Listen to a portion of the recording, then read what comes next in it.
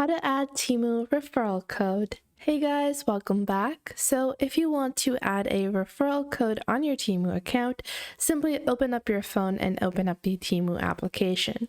Once you've opened up the Temu application, you want to click on the U section on the bottom. Once you click on the U section at the bottom, you will see this option called Coupons and Offers. Click on Coupons and Offers, and from here in the coupon code section, you're going to add your referral code. So your referral code can be used in the place of a coupon code. From here, you can paste in the referral code, and once you have used your referral code, it will show up in the used section, or if you have any expired codes or coupons or referrals, they will show up in the expired section. And in this way, you can use referral codes to get discounts and promotional offers on Temu.